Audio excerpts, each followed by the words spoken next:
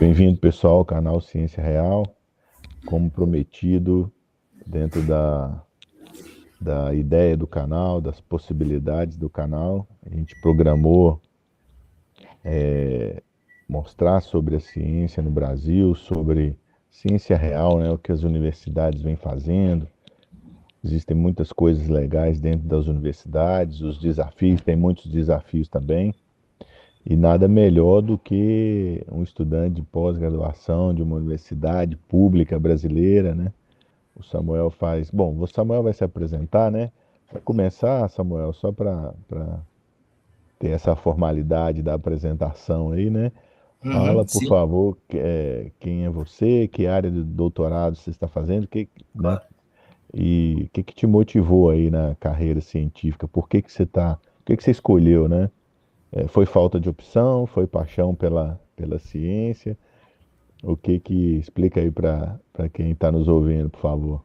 Bom, como o professor Luiz falou, né, meu nome é Samuel, eu sou aluno de doutorado com o professor Luiz.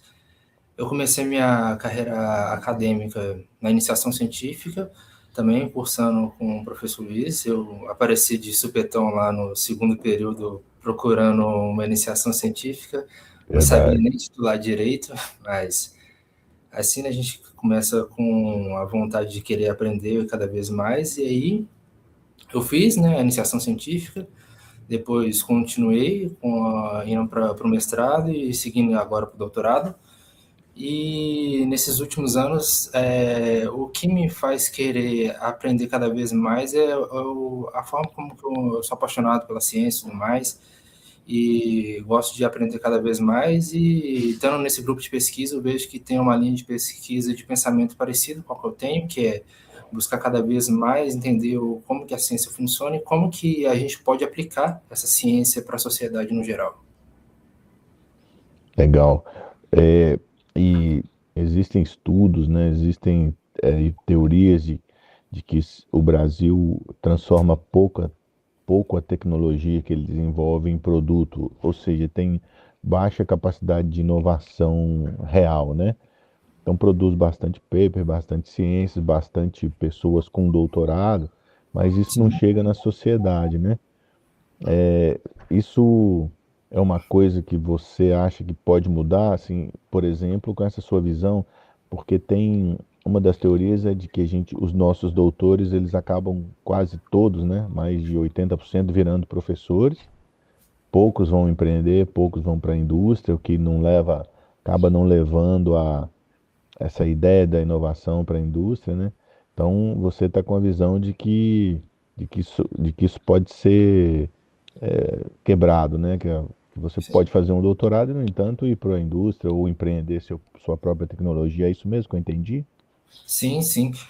Então, você está apto a empreender e gerar riscos, né? Mas para você ter um grande retorno, geralmente você tem que ter um grande risco associado.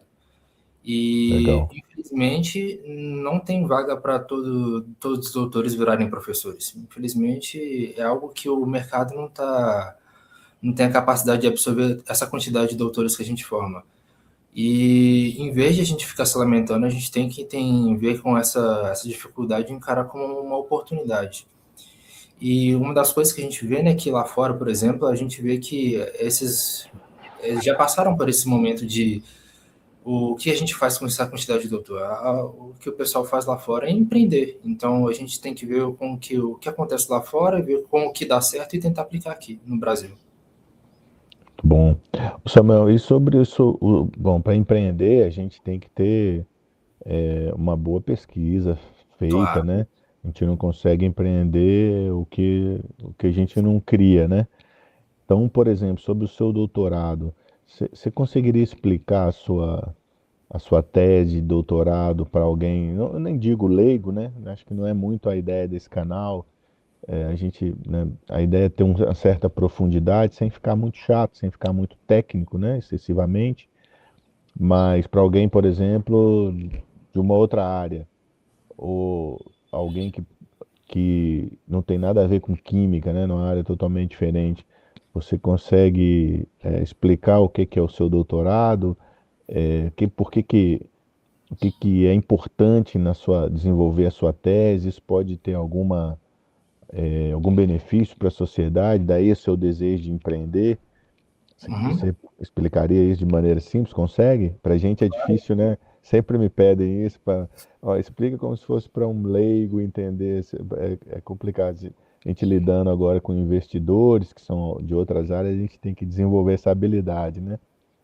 Isso é uma pergunta bem difícil, né? Por causa de que, basicamente, o que eu vou fazer na minha defesa de doutorado vai ser essa pergunta, só que eu vou ter 40 minutos para responder. Mas só que numa conversa com um investidor, a gente não tem 40 minutos. A gente tem 5 ou menos, talvez. Então é algo bem complicado mesmo, mas vou tentar resumir aqui, deixar um pouco fácil a compreensão do que é a minha linha de pesquisa, né? A minha linha de pesquisa eu trabalho com a aplicação de materiais avançados à base de nióbio. Desde o mestrado eu vim trabalhando com polióxidos metalatos e essas aplicações desses polióxidos metalatos em diversas áreas. Nosso laboratório é um laboratório multidisciplinar, então a gente tem contato com diversas áreas, tanto com a parte biológica quanto com a parte de energia, dentre outras. E uma das coisas que a gente vem trabalhando muito nesses últimos tempos com a nossa linha de pesquisa, não só a minha, mas como de outras pessoas do laboratório, é focando na parte de aplicação desses materiais. E uma das coisas que a gente faz na minha linha de pesquisa é a aplicação desses materiais, tanto para aplicações na parte de catálise e fotocatálise, mas também aplicações um pouco mais interdisciplinares que são aplicadas no dia a dia, como por exemplo, a gente tem uma linha de pesquisa que a gente tem desenvolvendo com tratamentos antitumorais para justamente a liberação de oxigênios reativos, que são o nosso chave do nosso grupo de pesquisa. A gente constrói materiais para a liberação desses oxigênios, que eles podem tanto atacar o câncer, diminuindo assim, por exemplo, a criação de uma nova terapia para se utilizar no câncer, mas também a parte que vem chamando muita atenção dos investidores, que é a parte de aplicação em agronegócio, que aí a gente utiliza essa liberação de oxigênio controlado para fazer o controle de pragas e também a gente não pode contar todo segredo, né? Então vou ter que parar um pouco por aqui. Interessante. Você disse que é um pouco louco, né? A gente tem um personagem da mitologia grega que é o louco, né? Uhum, Exatamente o nome dele, que se relaciona a um deus da mitologia. E a interpretação do louco é que ele sai de uma caverna, né? E ele tá caminhando em direção a um penhasco. E a interpretação que se dá do louco, né? Pelos psicólogos aí, pelos entendidos, é que ele sai de uma caverna onde ele está protegido, onde ele está seguro, mas ele está com visão limitada sobre as coisas, né? E uhum, aí ele pode sair da caverna e caminhar em direção ao horizonte bonito, tem um sol ao fundo, né, as montanhas, mas tem o penhasco, então é perigoso, né? É perigoso sair da caverna, é perigoso sair do seguro, né? É isso, você faz uma tese padrão, normal, que não é louco, né? Você consegue resultados, mas você fica limitado àquilo, aos dois artigos, a pouco interesse pela sociedade, pelo investidor. No entanto, quando você tem a capacidade de conectar o fundamento do seu trabalho com todas essas áreas, né? Pode ser que você caminhe em direção ao penhasco, como o louco da mitologia, mas também pode te abrir muitas possibilidades, né? Como você chamou a atenção. Ô Samuel, você acha que, agora falando de forma bem sincera, né? Você acha que a estrutura que te é proposta. E aí, sim, no seu caso, você é um pouco privilegiado, porque você está na UFMG, uma das grandes federais do Brasil, né? Tem aí os índices sempre mostrando isso. Você acha que você tem, como é a estrutura para você trabalhar, ou não só você, né? Como, você acha que você tem essa oportunidade boa de estar na UFMG e ter bastante coisas lá, mas o que que você acha da estrutura? Das universidades federais brasileiras, te permite desenvolver uma pesquisa com qualidade? É possível comparar isso com outras universidades do Brasil, federais, do mundo, que talvez colegas seus estejam fora? Qual que é a sua visão sobre isso? essa é uma pergunta bastante interessante mesmo. O Brasil, como você falou, eu sou uma pessoa privilegiada por causa que eu estou na FMG, uma das melhores universidades do Brasil. E também eu tenho um privilégio também por causa que o nosso laboratório é um laboratório que é bastante equipado, tem diversos tipos de equipamentos.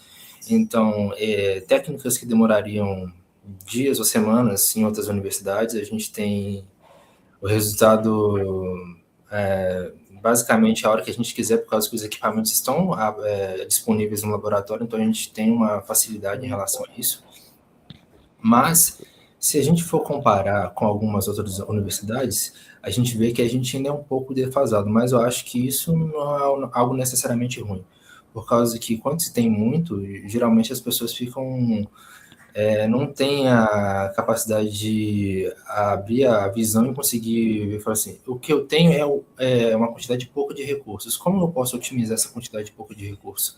Lá no laboratório a gente tem a maioria das coisas que a gente faz, a gente utiliza essas técnicas já prontas, mas a gente também parte do pressuposto que a gente tem que construir novas técnicas e para que a gente consiga utilizar o pouco recurso que a gente tem.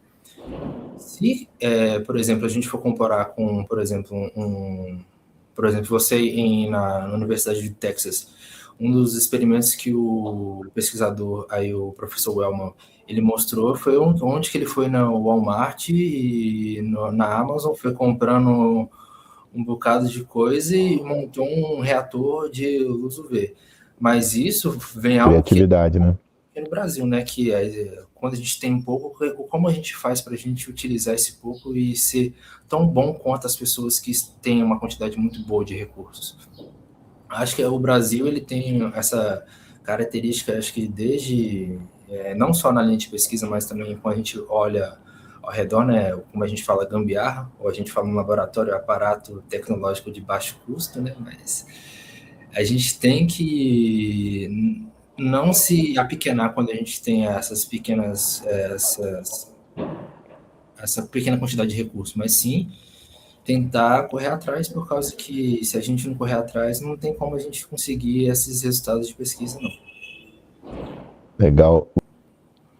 Então, de forma geral, né, não em detalhes, né, a gente não tem esse poder, mas você é consciente que se tivesse que fazer de novo, você faria mestrado, Sim, doutorado e estaria nessa linha que você está, né? claro. Você não. Ah, alguns já me falaram, eu teria mudado de curso no sexto período e teria virado engenheiro. Não é o seu caso, né? Não, não é o meu caso. Ah, legal. Samuel, acho que é isso, cara. Muito obrigado aí, essa visão. A gente não combinou nenhuma das perguntas, né? Basicamente. É bom demais ver esse lado do estudante, né? Às vezes a gente está muito tempo do lado de cá e não percebe, né, a visão de vocês. Uma última pergunta é sobre as bolsas, né, os valores das bolsas que existem na pós-graduação no Brasil. O que você acha sobre isso? Assim, é claro que pode ser sempre melhor, né, mas dá para viver bem? Poderia ser melhor? Você acha que isso é uma das coisas que faz com que as pessoas vão para outros caminhos, porque a remuneração das bolsas não é muito legal? Qual que é qual que é a sua visão sobre isso, Samuel? Olha, eu acredito que realmente o valor das bolsas está um pouco defasado com o tempo, né? Não tem, não tem a correção pela inflação, como eu gostaria que tivesse, né? Mas IPCA ou mudou. base monetária? Base monetária, isso Tem aí, outra, não isso vamos aí falar desse assunto aqui. é um outro parêntese, né? Tem que abrir aqui um outro Não vamos parêntese. falar desse assunto. Mas eu acho que um dos principais fatores que fazem com que as pessoas elas fiquem um pouco desmotivadas justamente é a remuneração mesmo, né? E no Brasil, basicamente, a gente tem os órgãos federais de fomento, né, que possibilitam o pagamento das bolsas. Também tem uns órgãos estaduais, mas eu acredito que realmente poderia ter um aumento em relação às bolsas, por causa que o dinheiro a gente não pode negar, mas todo mundo quer um pão na mesa, né? Então, tendo a possibilidade de dinheiro maior, sempre a pessoa vai preferir geralmente, né? Não pode, tem casos e casos, né? Mas eu acredito que poderia aumentar um pouquinho. Ah, claro, legal. Samuel, muito obrigado, viu, cara, pelo seu tempo aí, sua visão. E espero que o pessoal goste e se motive aí com a sua fala, né? Tá joia? Muito obrigado, viu? Obrigado. Um abraço aí. Abraço a Tchau, vocês gente. também, gente.